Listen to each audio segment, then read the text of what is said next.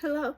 So, I'm going to be reading the first chapter for Secrets of Grey, which is one of the book options.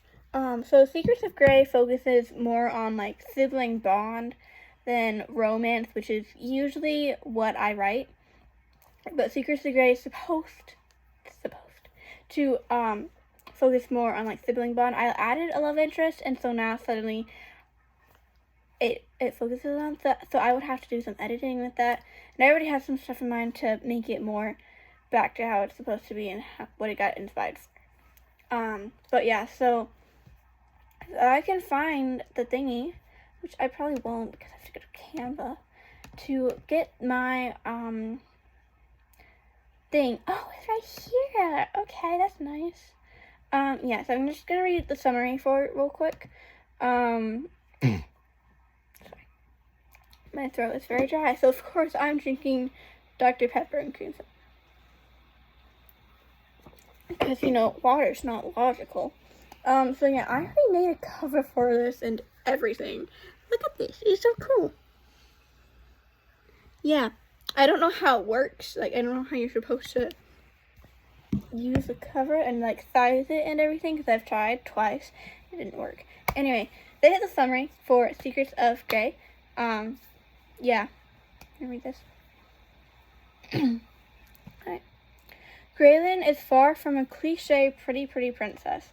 She rebels against her adopted brother on a daily basis, focusing on art more than royal duties. Everything is starting to fall into a normal routine when it's ripped away. Rumors of dangerous dragon shifters coming back throw everyone in a panic. Grey is on her own, her brother too busy attending emergency defense meetings. Shadows follow her everywhere she goes, suspicion and anxiety running through her as she tries to figure out who or what is stalking her. When the truth is revealed, when she learns what really happened in her past, everything shatters. She's suddenly not sure who to trust, who to believe, or what to do. She can't just stand by as the entire kingdom prepares to go to war with the dragon shifters. Not anymore. So yeah, that's cool. I came up with that like the day I got inspired for this, I guess. I don't know. Because like before I even wrote anything, I made the cover. Yeah. So yeah, I'm pretty sure. Before I wrote anything, I made the cover and I think I made the whole summary. Yeah. Anyway, so this is chapter 1. It's all in Grey's point of view, and its title, it's in fancy handwriting. It's not my handwriting, it's the font, but it's in fancy handwriting. Suspended again. Yeah. So we're gonna read this real quick. I just read it, and I forgot some of the things I wrote, and I love it so much. Yeah. It was a normal day at school. I might be the princess of Eloria, but that never stopped me from getting in trouble at school. As my brother says it, my detention and suspensions are well deserved. Yet that doesn't stop him from giving me more punishments at home. At least it's not as bad as when our parents would give us punishments. A day locked in a room, polishing all the silver in the castle, or cleaning the stables. There were many other things, but those were always their favorites. Now it was up to Xavier to look at me. After me. Plus the whole kingdom after the king and queen passed away last year. He blames me for his hair graying early. He's paranoid every time he finds loose gray hair. Yeah. Princess Grey. My eyes squeeze shut as I hold my hands up, slowly turning around. Principal Veers stands behind me, his cropped gray hair matching his silver suit and black glasses. I toss the spray can to the... Oh, gosh. I'm so sorry. I toss the spray paint can to the ground, following him as he beckons me to his office. The principal's office is a place I familiarized myself with since the first day of freshman year. Pale oak wood, the right and left walls, entirely the Sorry, I just got a text. I'm gonna try and quick read this because I have to answer. Where am I at? So sorry, we're gonna start the paragraph over again. The principal's office is a place I familiarized myself with since the first day of freshman year. Pale oak wood, the right and left wall almost entirely made of glass, showing the cliff outside, and vibrant waterfalls and vines. At the center, behind his long silver desk, was a large circle window with small words painted along the glass from past students. Each principal gets to keep the glass window after they retire as a reminder of the years they've worked. What they do with a random huge piece of glass is beyond me. Princess, Principal Veer sighs as he takes a seat with the throne-like chair behind his desk. This is the 36th time I've caught you graffiti the school. I slide into one of the 3 white and yellow plush seats opposite of his. Only 36? Not a smart response. He hefts a large book onto the desk. Only this year. That makes sense. I really need to stop saying my thoughts out loud. Principal Veer sighs, grabbing a file and feathered pen. I don't take pleasure in doing this, especially with you being the princess, but I'm afraid I'm going to have to suspend you until next Monday.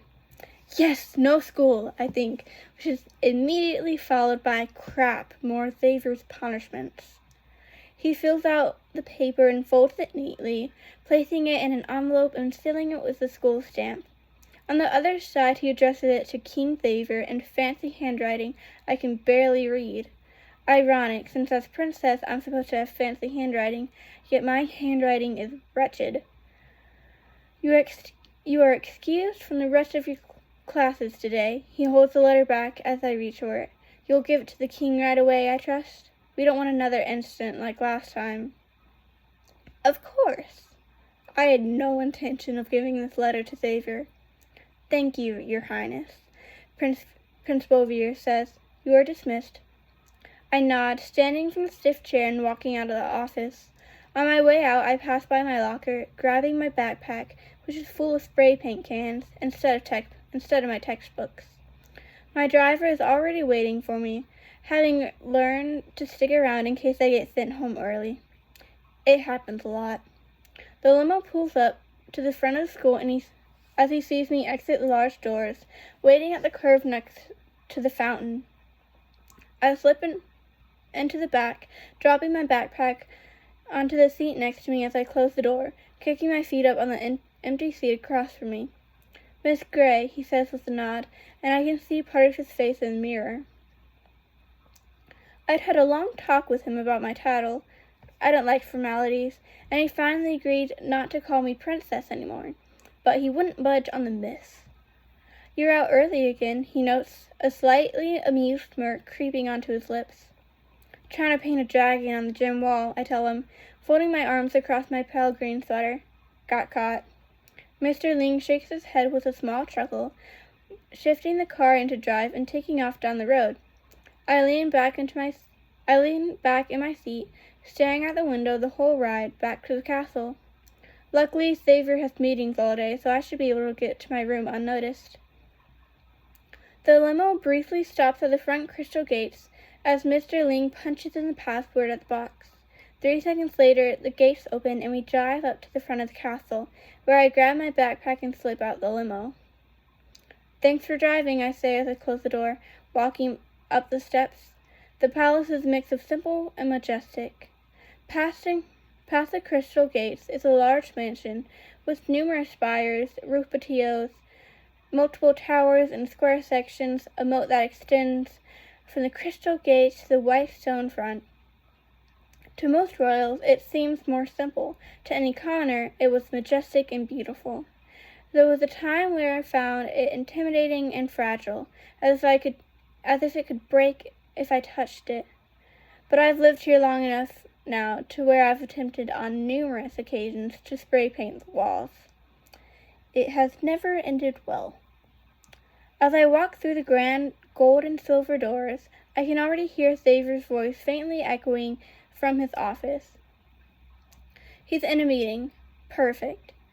Before, being as quiet as I can, the castle echoes like crazy.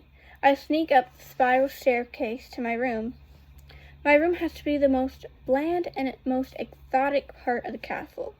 A wonderful, confusing choice of words, I know, but it suits my room perfectly. There's an iron black daybed centered in the wall, carved down in the floor, not door. The once pristine walls are now covered in colorful graffiti by yours truly. One wall pastels, one mid, the third dark. Even the window is painted. Guess I learned something from school after all. I drop my backpack onto the gray rug. I painted a silver and black dragon on it, and take out the letter, tucking it under the rug like I've done with all the others. Then I grab the paint cans, shaking them as I head over to the window. You know, some people... You know how some people might stack a bunch of stickers on their computer, even when there's no place left for stickers? That's me. That's me with art. It doesn't matter if there's not any space to paint.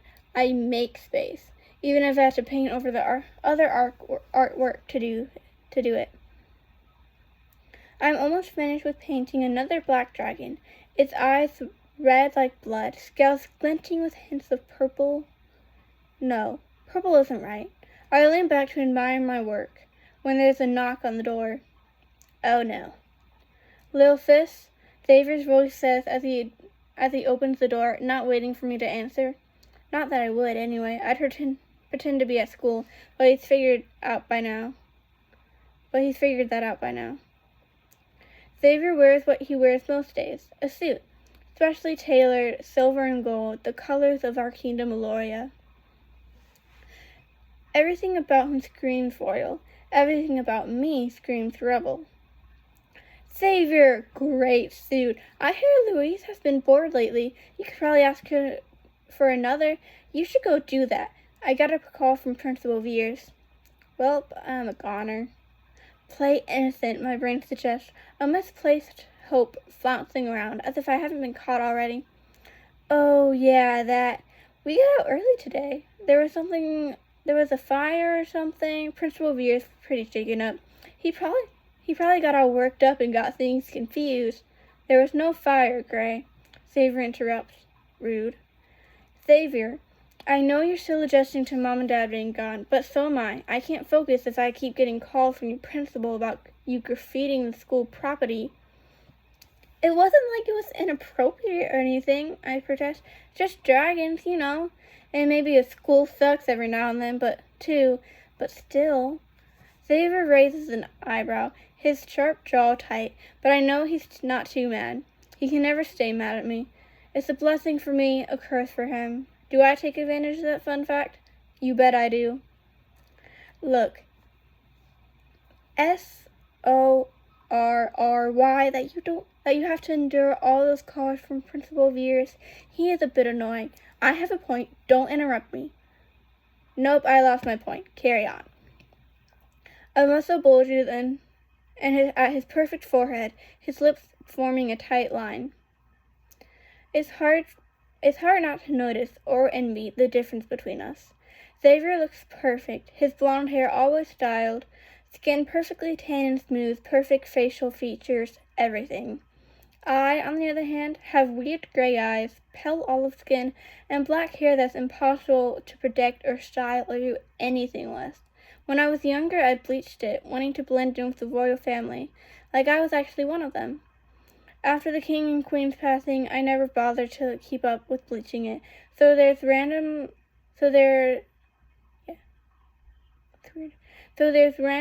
streaks of white running through my hair. Look, Gray, I'm doing the best I can. As your brother, adoptive, I cut in. It was a low blow, I know. I immediately see the effect it has the moment I say it, but I'm suddenly too grouchy to care. Xavier only sighs, running a hand through his hair, messing up the restrained curls. Finally, his hand gently lands on my arm. It's late. It's 2 in the afternoon. He closes his eyes, letting out a breath. Finish up your homework, help the chef with dinner, and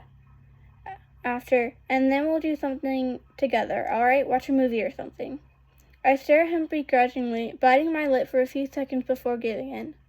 Fine. And that's the end of chapter 1. 15 minutes, holy cow. Yeah. So that's honestly, like, 1, 2, 3, 4, 5 pages. I mean, so a little bit longer than a Runaways chapter. But yeah. I wasn't expecting it to be that long. But yeah, so that's Secrets of Grey, first chapter. I'm going to, Blood Street. It's the second book. I'll explain it later and, make a video for it and read the first chapter of that. It'll definitely be so much shorter than this. There's like 2 pages on the first chapter. So yeah.